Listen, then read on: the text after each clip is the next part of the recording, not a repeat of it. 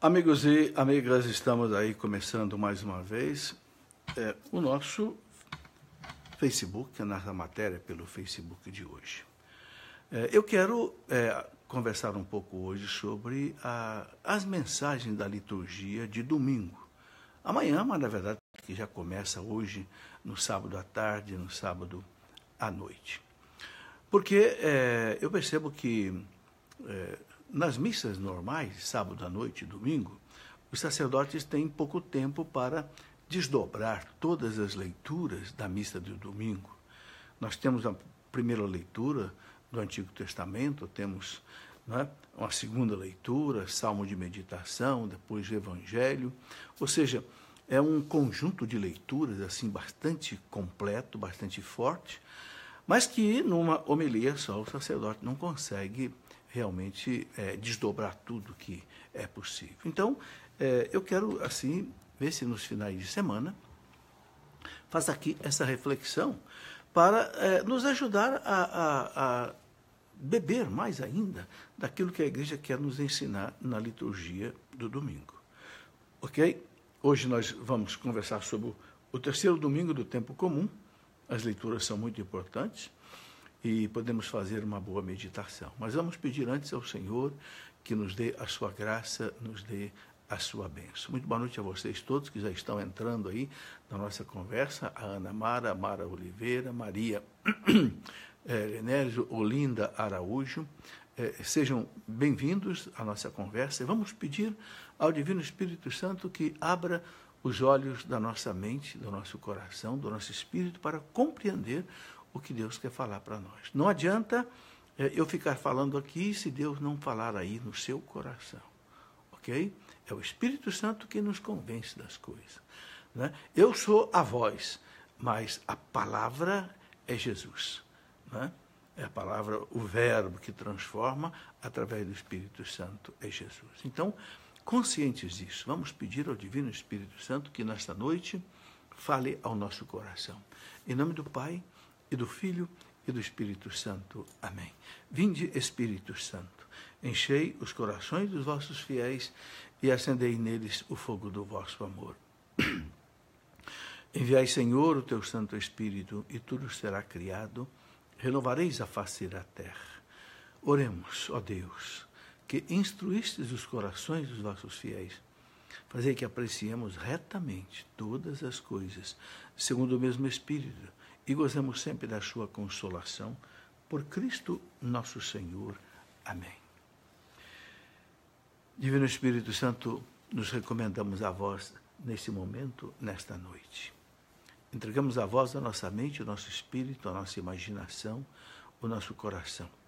Queremos ouvir a tua voz, queremos ter a disposição necessária, Senhor, para ouvir os teus ensinamentos, praticar os seus ensinamentos, acreditar nos teus ensinamentos, Senhor. Pedindo à Virgem Maria que nos acompanhe com a sua intercessão de mãe. Ave Maria, cheia de graça, o Senhor é convosco. Bendita sois vós entre as mulheres e bendito é o fruto do vosso ventre, Jesus. Santa Maria, Mãe de Deus, rogai por nós, pecadores, agora e na hora de nossa morte. Amém. Glória ao Pai, ao Filho e ao Espírito Santo, como era no princípio, agora e sempre. Amém. Glorioso, bendito São José, rogai por nós. Em nome do Pai, e do Filho, e do Espírito Santo. Amém. Muito bem, meus amigos e meus irmãos, nós temos hoje, na liturgia desse domingo, 3 leituras bastante importantes. A primeira delas é do profeta Jonas, do capítulo 3, versículo 1 até 5, depois do versículo 10. Temos uma leitura da primeira carta de São Paulo, capítulo 7, versículo 29 até 31, e depois o Evangelho de São Marcos, capítulo 1, de 14 até 20.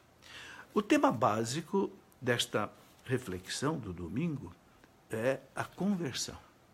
Porque nós já passamos o Natal, já passamos a Epifania, a manifestação do Senhor àqueles que não eram judeus, através dos reis magos. Já vemos aí o batismo de Jesus, né? E Jesus começa a sua vida pública. E ele começa exatamente anunciando o reino de Deus, chamando as pessoas à conversão. É esse o tema básico, né, que a igreja nos ajuda a meditar, a refletir com pelo menos 3 leituras importantes, além do salmo de meditação, que faz assim também uma articulação, né, nisso tudo. Bem, na primeira leitura do profeta Jonas é muito interessante. O livro de Jonas parece ser uma parábola, né? Não deve ter sido uma realidade. Eu digo isso porque um grande santo doutor da igreja, São Gregório Magno, ele dizia que era uma parábola que foi escrita exatamente para a edificação do povo de Deus. Ok? Um santo doutor da igreja dizendo isso, e santo de grande importância, como foi São Gregório Magno, é interessante, então, a gente acreditar. Exatamente, é um livro de Jonas que chama A Conversão. Tanto assim que os judeus leem esse livro e meditam na festa que eles chamam de Yom Kippur. Yom Kippur é a chamada festa da expiação, de perdão, né, pedido de perdão dos pecados pelo povo. Bem, conhecemos bem a história do profeta Jonas, e o fato de ter sido talvez uma parábola não perde valor nenhum, porque, veja bem, uma das páginas mais bonitas no Evangelho é uma parábola.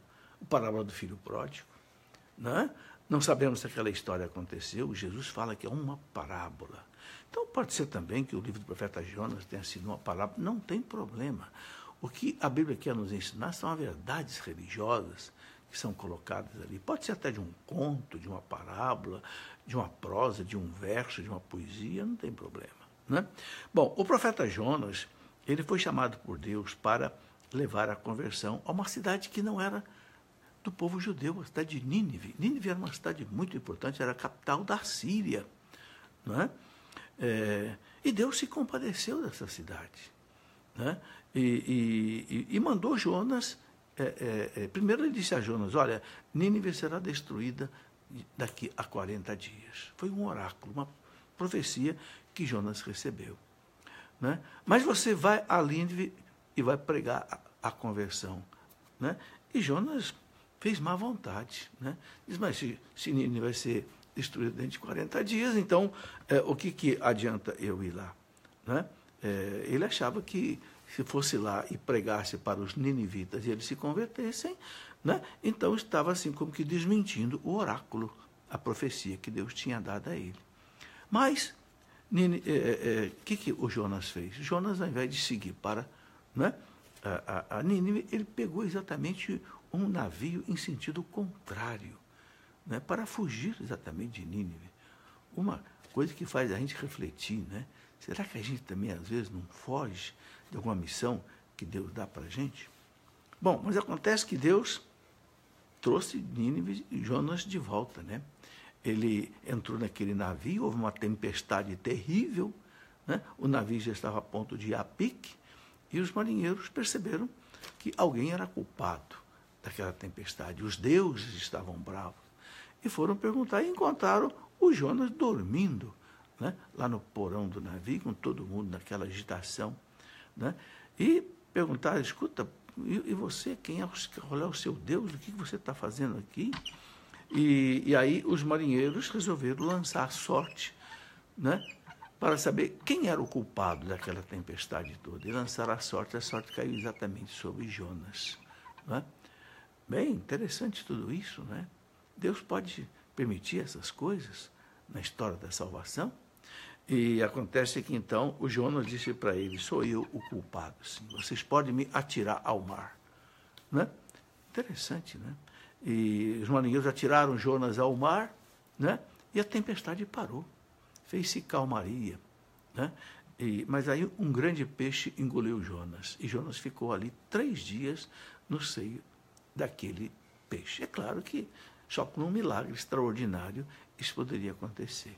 Jesus usa, interessante essa passagem de Jonas, lá no Evangelho de São Mateus, capítulo 12, no versículo 39 até 41, quando aqueles fariseus e doutores da lei não se convertiam, eles diziam, né, a sorte de vocês vai ser pior do que a sorte dos ninivitas, porque eles se converteram quando Jonas atravessou a cidade e eles se converteram, né? E vocês pedem um sinal. O sinal que eu vou dar para vocês, da minha divindade, é exatamente o sinal de Jonas. 3 dias no seio, né? Daquele grande peixe. E Jesus simboliza aí o quê? Os 3 dias que ele passou sepultado. Né? Então, aquela parábola de Jonas é uma prefiguração do túmulo de Jesus, de 3 dias, e depois Jonas é jogado na praia e vai evangelizar Nínive, exatamente ali na região de Nínive. Então, é a ressurreição de Jesus, é um sinal da ressurreição de Jesus que vai então salvar a humanidade. E Jonas entrou na cidade de Nínive, pregou, atravessou a cidade em 3 dias pregando, e que coisa impressionante, a cidade se converteu, o rei se converteu, mandou proclamar um jejum até para os animais. O que a gente vê atrás disso, meus irmãos? Uma coisa muito importante. Deus, isso chama a universalidade da salvação.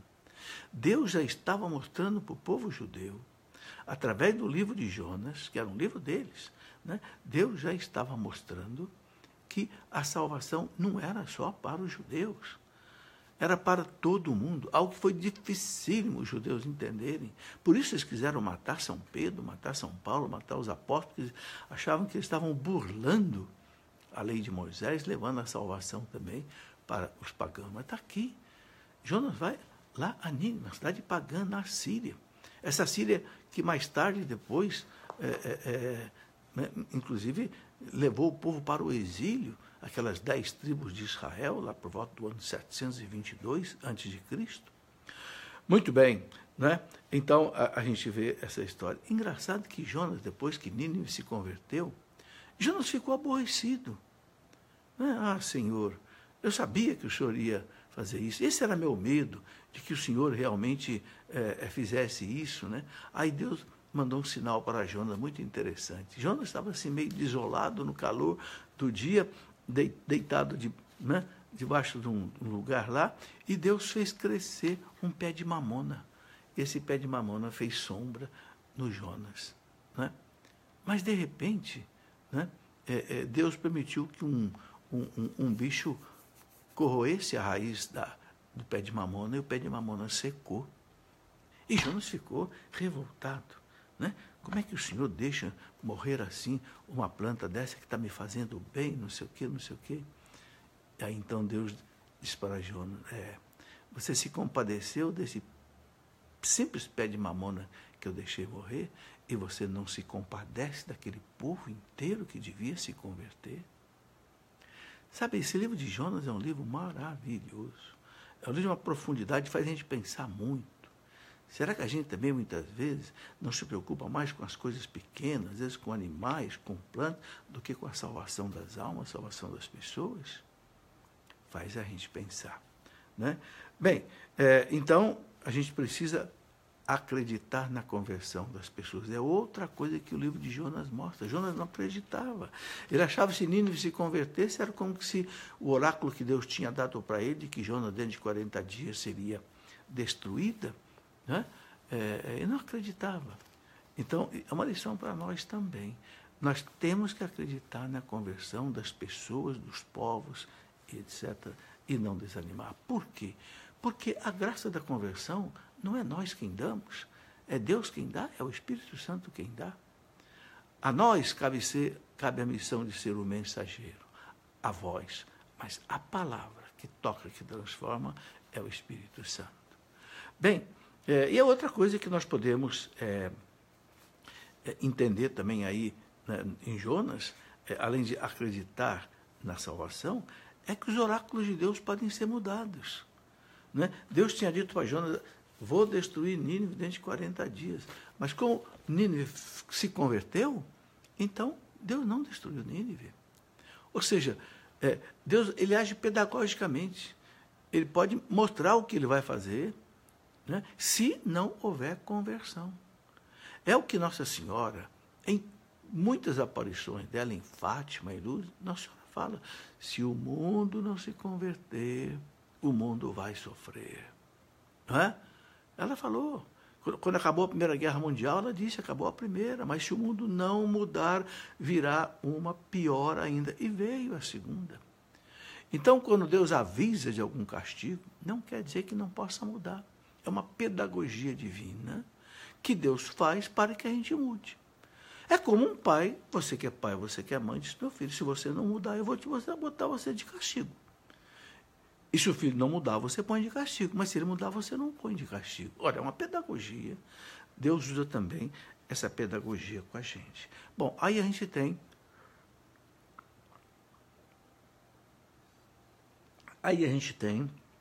o primeiro livro, a primeira leitura da missa de domingo. Depois, nesse sentido de conversão, a conversão de Nínive deve falar também a nossa conversão, né? Se aquele povo que era pagão, se aquele povo que não tinha, né, o verdadeiro Deus se converteu, acreditou no verdadeiro, e nós, que já conhecemos o verdadeiro Deus, conhecemos Jesus Cristo, a igreja, mais ainda nós temos que converter. E depois a leitura de São Paulo, primeira carta de São Paulo, capítulo 7, versículo 29 até 31, onde São Paulo diz assim, né, completou-se o tempo está abreviado, né? A figura deste mundo passa, né? Quem tem mulher, viva como se não tivesse mulher. Os que choram, vivam como se não chorassem. Os que fazem compras, fazem como se não comprassem. Ou seja, São Paulo quer mostrar o seguinte, que essa vida passa. Né? Eu tinha mulher, tive mulher, 40 anos. Não tenho mais. Né? Não tenho mais. Então, o que São Paulo quer mostrar? Tudo passa na vida. Né? Ele usa essa expressão, o tempo está abreviado. Ou seja, nós todos vamos para a eternidade. E nós não devemos ter medo disso, não. Se Deus assim dispôs, meus irmãos, a gente tem que acreditar que isso é bom para nós. Por que Deus fez essa vida aqui tudo tão precário? Precário. Meus cabelos não eram brancos, não. Meus cabelos eram negros até os 30 anos. Lá pelos 40 já começou a aparecer aquelas manchinhas brancas e hoje ele já é bem branco. Né? Por que né, você compra um carro, o carro fica velho? Você compra uma camisa, a camisa logo tem que trocar porque a camisa também fica velha? Por quê? Por que tudo se gasta nesse mundo? Por que tudo é precário? Você vai para uma festa que você gosta tanto, a festa acaba. Tudo acaba, tudo passa. O tempo está abreviado. Por quê? Porque Deus não nos fez para essa vida. Deus nos fez para o infinito. Deus nos fez para a eternidade. Né? Deus nos fez para Ele. Então, essa vida aqui, esse tempo que nós temos aqui, é um tempo que é como assim, uma semente de vida eterna. Se eu usar bem esse tempo que Deus me dá nesta vida para fazer o bem, para amar as pessoas, para amar a Deus, então eu estou plantando sementes de eternidade. Ok? Por isso, meus irmãos, que a gente não pode perder tempo. A gente não pode jogar o tempo fora. Não é? Não. Claro que a gente precisa descansar, a gente precisa ter um lazer, mas não como um fim, como um meio. Né? Jesus diz assim, né? Buscai antes de tudo o reino de Deus e a sua justiça. E tudo mais vos será por acréscimo. Deus vai dar tudo o que a gente precisa se a gente buscar em primeiro lugar o reino de Deus. Né? Esse reino que Jesus veio anunciar. Esse reino que, então, a gente vê na leitura do Evangelho, né? O Evangelho de São Marcos, e é logo o primeiro capítulo de São Marcos. Né?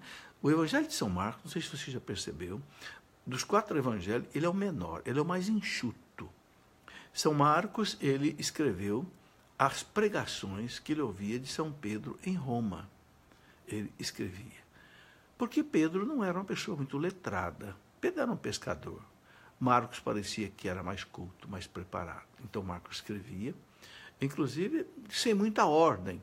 Mas ele, né, começou colocando logo a questão da conversão. Então a igreja coloca para nós Evangelho de São Marcos, capítulo 1, versículo de 14 até 20, né, com o pano de fundo lá, né, o papel de Jonas, que nós já conversamos, a pregação de São Paulo e, né, O Evangelho de São Marcos diz que depois que João Batista foi preso, então Jesus foi para a Galileia e ele começou, então, a pregar. E Jesus começou a dizer, o tempo já se completou. Não é? E o reino de Deus está próximo. Convertei-vos e crede no Evangelho. É a síntese do Evangelho de São Marcos de hoje. Jesus, depois que João Batista morreu, foi degolado lá por Herodes Antipas, né? Jesus então foi para a Galileia e ali ele começou o seu trabalho. Né? Chamou os discípulos ali à beira-mar, né? E começou a dizer, o tempo já se completou. São Paulo fala lá na carta aos Gálatas, 4:4, que na plenitude dos tempos, ou seja, quando os tempos se completaram, Deus enviou seu Filho ao mundo, nascido de uma mulher, sujeito à lei, para libertar aqueles que estavam sob o jugo da lei, todos nós, né? E para que nós nos tornássemos filhos de Deus. Que coisa maravilhosa. Então, Jesus vem anunciar exatamente isto, né? O reino de Deus está próximo. E o reino de Deus, ele se apresenta na própria pessoa de Jesus. Jesus é o arauto do reino de Deus. Ele é que traz o reino de Deus na sua pregação, nos seus milagres, nos exorcismos que ele faz. Né? Ele diz lá numa das passagens, se é pelo dedo de Deus que eu expulso o demônio, ou seja, pelo Espírito Santo, então chegou até vós o reino de Deus. Então, meus irmãos, o chamado de Deus para nós hoje é esse chamado de conversão. Jesus diz, convertei-vos e crede no Evangelho. São as duas coisas que nós precisamos refletir bem. Primeiro, a nossa conversão. E essa conversão, ela está baseada exatamente em crer no Evangelho. É o Evangelho da salvação, é o Evangelho da conversão, é o Evangelho da santificação. Né? Isso é muito importante a gente compreender. Né? E aí, o São Marcos fala também que Jesus chama os seus discípulos à beira-mar, chamou Simão, chamou André, e disse para eles, vocês vão ser agora pescadores de homens. E também aí é outra dimensão da nossa vida, de pertença ao reino de Deus, nós também sermos pescadores de homens para Deus. Não é? Cada um de nós, cada cristão, cada batizado, sabemos disso tranquilamente, o batismo faz de nós também missionários. Por quê? Porque ser batizado, ser cristão, nós nos enxertarmos em Cristo. Sermos corpo de Cristo, membro de Cristo. Ora, o membro de um corpo faz o que a cabeça quer. Se Cristo é a nossa cabeça, nós somos um membro dessa cabeça, a minha mão, por exemplo, é um membro do meu corpo, né? Comandado pela cabeça, então é a cabeça que comanda a minha mão. Certo? Tanto assim, quando a pessoa tem um AVC muito forte, a mão fica muitas vezes paralisada. Né? Um cristão que não atua, um cristão que não evangeliza, é como uma mão paralisada num corpo. É muito sofrido isso para o corpo sofre com isso. Né? Então, é esse aspecto. Farei de vocês pescadores de homens. Tudo isso está no Evangelho de hoje. Né? A gente vê. Então, é interessante, meus irmãos, que Jesus vem, anuncia o reino de Deus, e Jesus abre para nós o caminho até Deus. Né? Ele anuncia o reino, ele traz o reino, ele manda a gente entrar nesse reino de Deus, ele como que abre um caminho para Deus. Ele está presente. Né? E aí é preciso, meus irmãos, nós temos a disposição de entrar no reino de Deus. Exatamente, a nossa conversão é uma disposição de entrar no reino de Deus. Jesus diz assim, sabe que são os violentos que arrebatam o reino de Deus, que entram no reino de Deus. Violentos como? Não é aqueles que fazem violência com os outros, é os que fazem violência consigo mesmo. O jejum, muitas vezes, para nós, é uma violência. Sim. O trabalhar, muitas vezes, numa evangelização, é uma violência. Por quê? Porque a carne é fraca. O que a carne quer, como diz o povo, é sombra e água fresca. O que a carne quer, o que a humanidade nossa quer, é prazer, é diversão, é gozo, não é? Então, a conversão é uma luta contra isso, é uma violência. Mas, se Deus pede isso, é porque isso é bom para nós.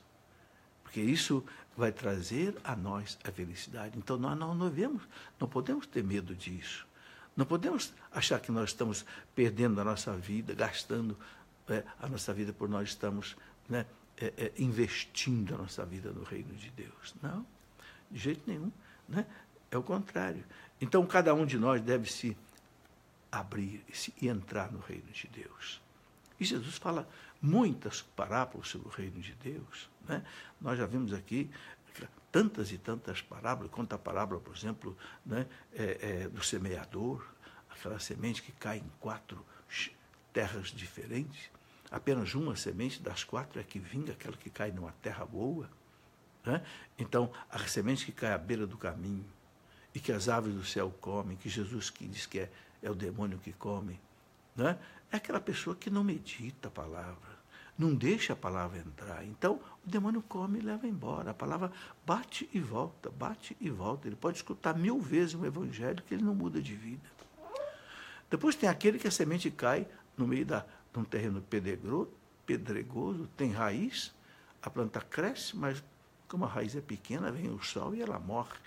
Jesus disse que são aqueles que abandonam exatamente o reino de Deus por causa das perseguições, por causa dos sacrifícios que tem que fazer num trabalho de pastoral, de evangelização, então abandona.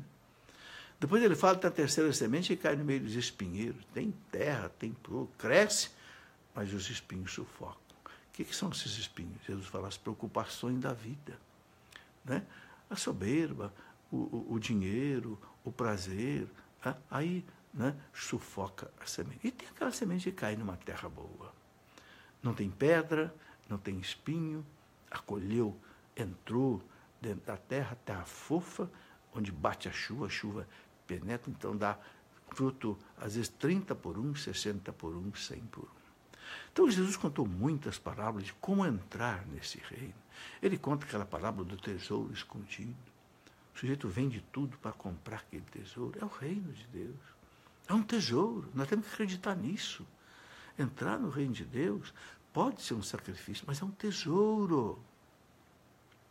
Ele conta também aquela história do rapaz, aquele mercadante que comprava pérolas preciosas. No dia que ele achou uma pérola preciosa, tremenda, ele vendeu tudo o resto que ele tinha e comprou essa pérola preciosa. É o reino de Deus. Né? Então, Jesus conta tudo isso. Né? Os que fazem violência assim mesmo são aqueles que buscam a conversão. Deixar o pecado, meus irmãos, é uma violência a nós mesmos. Por quê? Porque o pecado original, ele nos colocou de costas para Deus. O Papa João Paulo II disse que uma vez que o pecado original, ele tirou os nossos olhos de Deus e voltou os nossos olhos para as criaturas. Ou seja, tirou os nossos olhos de Deus e colocou os nossos olhos em nós mesmos e nas coisas do mundo. Então nós ficamos de costas para Deus. O converter, você sabe, é girar. Né? No exército, fazer uma conversão é girar 180 graus. Ok? Mudar de direção. É uma violência. A gente deixar o orgulho, a soberba, a vaidade, o exibicionismo, se esconder, ficar no último lugar. Né? Jesus diz, os últimos serão os primeiros. Quem se humilha será exaltado, quem se exalta. E lá para o último lugar é uma violência. A nossa natureza não quer. Perdoar, ser manso, receber um tapa na face e dar a outra face. Ser manso é uma violência, meus irmãos. É a conversão. Sabe, a conversão é um processo que Deus nos coloca para a vida inteira. Até a nossa morte nós vamos estar se convertendo. Ok? E se a gente não acabasse de converter aqui nesse mundo, a gente vai completar a conversão no purgatório. Sim, é isso o sentido do purgatório. Não é? O que diz o catecismo quando fala do purgatório? O parágrafo 1030 fala assim, aqueles que morrem na amizade de Deus, mas não estão completamente purificados, santificados, passam por uma purificação depois da morte, que a igreja chama de purgatório, para chegar à santidade perfeita e poder então entrar na comunhão com Deus. Porque a carta aos Hebreus Lá no capítulo 12, versículo 14, diz: ninguém pode ver a Deus sem a santidade. Porque Deus é santo, santo, santo, 3 vezes santo. Ninguém vai entrar na comunhão com Deus, não é? Sem poder estar santo. Então, como a gente muitas vezes não consegue completar nossa santidade aqui nesse mundo, mas a gente é amigo de Deus, a gente quer viver com Deus. Por isso o Catecismo fala muito bem, aqueles que morrem na amizade de Deus, mas não estão perfeitamente purificados, quem é de nós que vai morrer perfeitamente santo? Não é? Então, graças a Deus, até mesmo depois dessa vida, Deus nos dá uma chance de purificação, graças a Deus. Mas a nossa luta deve ser aqui, já, né, nesta vida. A disposição. Interessante que na narração de Jonas, né, lá no capítulo 3 de Jonas, versículo 10, está escrito lá assim que os ninivitas abandonaram o seu mau caminho. É a conversão. Abandonar o mau caminho. Né? A igreja fala dos pecados capitais, né? Soberba, orgulho, vaidade. Depois, né, o segundo pecado capital, a ganância, a cobiça. Terceiro, né, a impureza, a luxúria.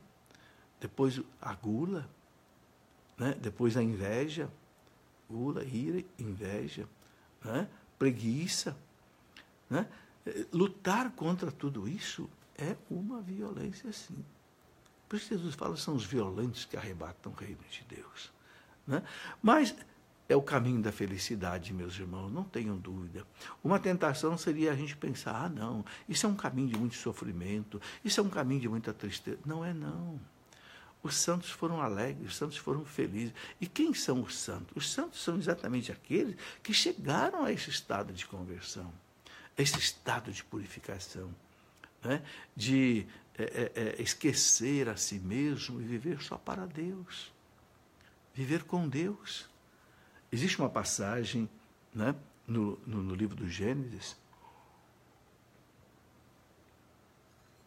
é o capítulo 17, versículo 1, quando Deus chama Abraão para ser o pai do seu povo, uma responsabilidade tremenda.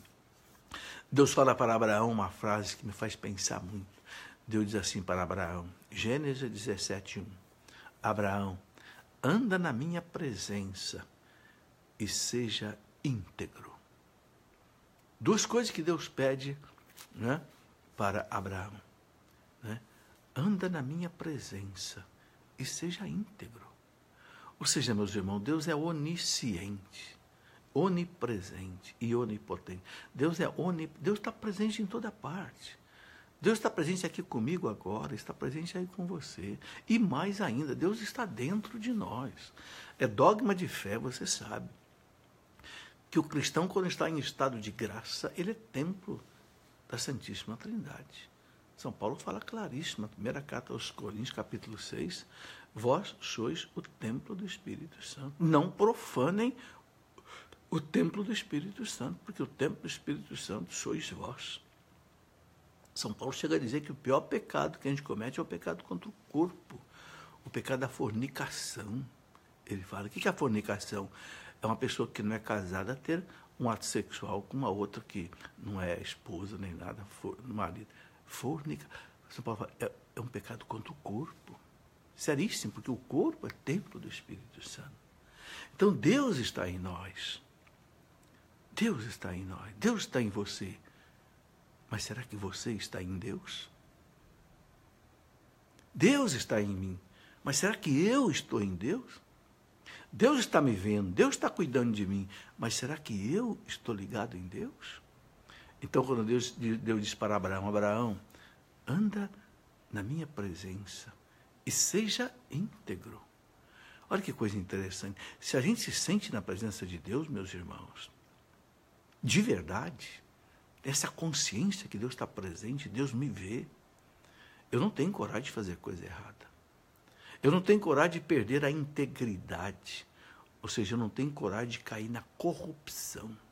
E a corrupção não é só corrupção de dinheiro, não. Não. É a corrupção do orgulho, é a corrupção da vaidade, é a corrupção do sexo, é a corrupção do dinheiro também, é a corrupção, né, da maledicência, é a corrupção da preguiça, é o pecado. Né? Mas se eu ando na presença de Deus, eu não tenho coragem de fazer isso. Eu mantenho a integridade. Por isso que Deus diz para Abraão, anda na minha presença e seja íntegro. Então, um caminho de conversão que o Evangelho, né, pede para nós hoje, né, crede no Evangelho, convertei-vos e crede no Evangelho, é a gente tomar essa consciência. Deus está presente 24 horas na minha vida. Tem um salmo que diz, eu estou dormindo, mas Deus está velando por mim. Nem quando eu estou dormindo, Deus deixa de me ver, de me olhar, porque Deus me ama. Eu sou uma criatura dele. Santo Irineu dizia, o homem é a glória de Deus. Ele mandou seu filho vir ao mundo morrer por nós, porque nos ama loucamente. Nós não entendemos o amor de Deus. Então, o segundo ponto que Jesus chama é a gente acreditar na Boa Nova, acreditar no Evangelho, né? E viver o que está no Evangelho. O Evangelho é exigente. Jesus é exigente. O Papa João Paulo II, um dia, ele disse aos jovens, numa homilia, ele disse, jovens, a lei de Cristo é árdua, mas tem uma coisa, nunca decepciona. Nunca decepciona. Ninguém vai se arrepender por viver a lei árdua de Cristo, por entrar no caminho apertado, porque o caminho apertado é o caminho da vida, o caminho da morte, do desespero, meus irmãos, do vazio, do nada, é o caminho largo, da porta estreita.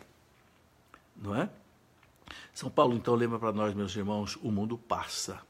Na primeira carta, Coríntios, capítulo 7, versículo 31, o mundo passa. O tempo é breve. Não é? Então, é preciso nós acertarmos o passo para a eternidade. Acertar o passo, mirar a eternidade. Né?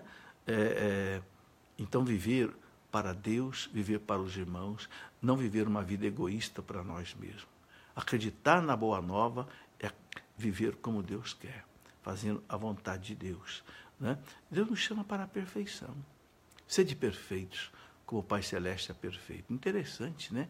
Deus podia dizer assim, Jesus no Sermão da Montanha, podia dizer, olha, seja perfeito como o Papa é perfeito. Seja perfeito como os sacerdotes são perfeitos. Não. Nenhum homem é 100% perfeito. Então é interessante, né? Jesus disse, sede perfeitos como o Pai Celeste é perfeito. Mas a gente podia perguntar assim, mas eu não vejo o Pai. Né? O apóstolo Filipe perguntou para Jesus, Senhor, mostra-nos o Pai. Né? E aí pronto. Então, Jesus fala para Filipe, né? Ô Filipe, quem me vê, vê o Pai. Então, quando Jesus diz assim, sede perfeitos como o Pai Celeste é perfeito, e o Pai se mostra em Jesus, quem me vê, vê o Pai. Então, ser perfeito é imitar Jesus. Ser perfeito é ser cristão. Ser cristão é ser um outro Cristo. Os santos padres diziam, alter Christus, um outro Cristo. Ser cristão não é ser um Cristo grandão, né? Aumentativo, cristão, Cristo, cristinho, não. Ser cristão é ser imitador de Cristo. São Leomagno dizia para os seus, né? De que vale você carregar o nome de cristão se você não imita Jesus Cristo? Então, meus irmãos, o caminho da conversão é o caminho da imitação de Jesus. E como é que eu vou imitar Jesus? Conhecendo Jesus, conhecendo a vida de Jesus, meditando o Evangelho de Jesus, se debruçando no Evangelho de Jesus, deixando Jesus falar no meu coração. Ele fala tanta coisa, mas ele nos dá a graça para a gente o seguir.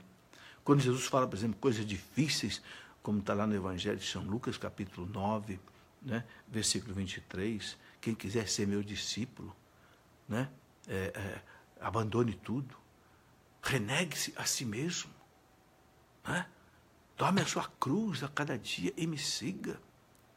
Né? Quem não se nega a si mesmo, não renuncia a tudo, até a própria vida, não pode ser meu discípulo. Jesus tem hora que fala coisa difícil para todos nós, mas ele dá a sua graça. Ele dá a sua bênção. Ele sabe que nós, pela nossa natureza, apenas não podemos fazer. Então, ele nos dá um suplemento de graça. Aquilo que Santo Agostinho dizia. Santo Agostinho dizia assim, aquilo que é impossível à natureza é possível à graça de Deus. O que eu não consigo com a minha natureza, eu consigo com a graça de Deus.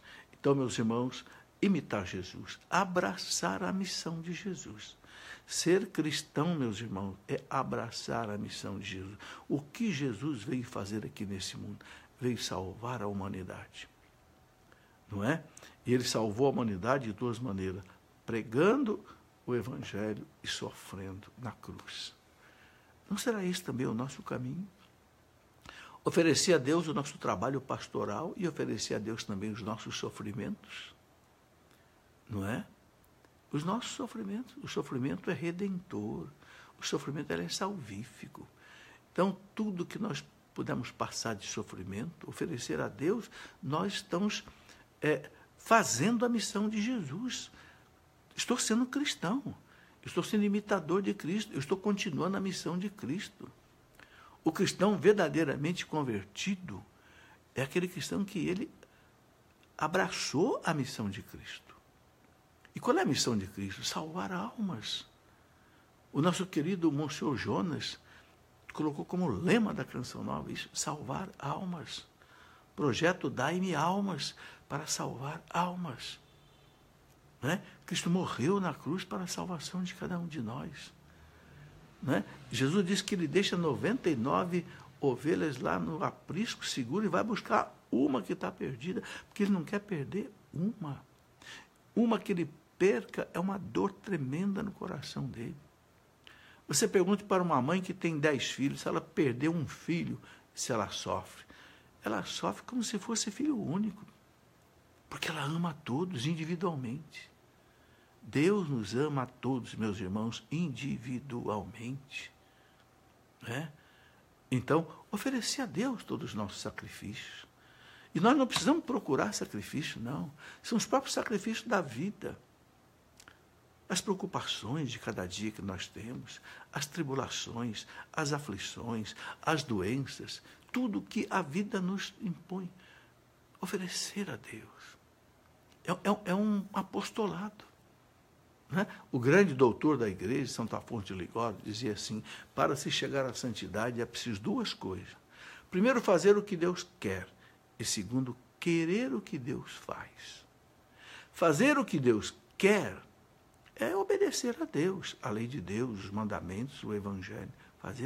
E querer o que Deus faz é aceitar as coisas que nos atingem nesta vida e que nós não conseguimos escapar delas. Às vezes a gente não consegue escapar de uma doença, nem indo ao médico, nem tomando os remédios, nem passando por uma cirurgia. Então, aceitar. Aceitar. Não é aceitar assim de maneira masoquista, mórbida. Não. Não, você vai buscar os remédios contra a doença, vai buscar os remédios contra os problemas. Mas às vezes, meus irmãos, a gente sabe que não adianta. Não é verdade? Você e eu sabemos disso. Então, o que nos resta? Oferecer a Deus. Pela salvação do mundo. Aí eu estou sendo cristão.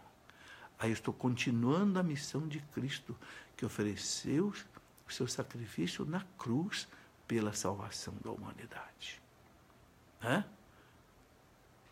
Pai, ele diz, consumatum est, antes de morrer. Tudo está consumado. Bebi o cálice que o Senhor me deu até a última gota. Mas daqui para frente, toda a humanidade está salva. Basta ter fé agora. Basta beber o remédio da salvação que eu trouxe. Né? Então, Cristo nos salvou o mundo com o Evangelho e salvou o mundo com o seu sofrimento. Então, participar dessa missão é isto. Né? E lembrar que Jesus é o caminho. Ele disse lá em João 14,6, eu sou o caminho.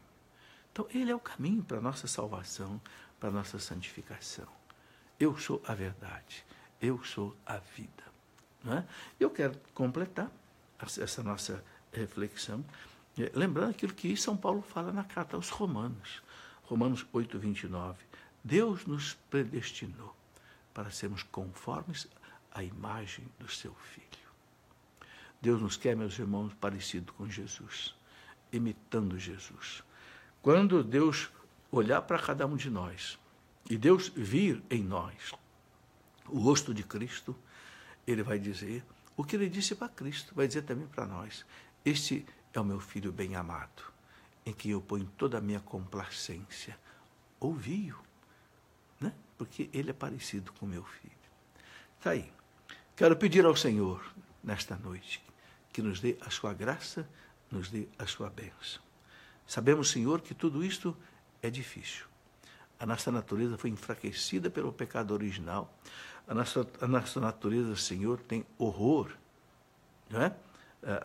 Ao sofrimento, tem horror a buscar o teu reino com sacrifício, com oração. Todos sabemos disso, mas nós contamos com a tua graça, Senhor. Se tanto chegaram ao céu, como dizia Santo Agostinho, nós também vamos chegar, Senhor, com a tua graça, com a tua bênção.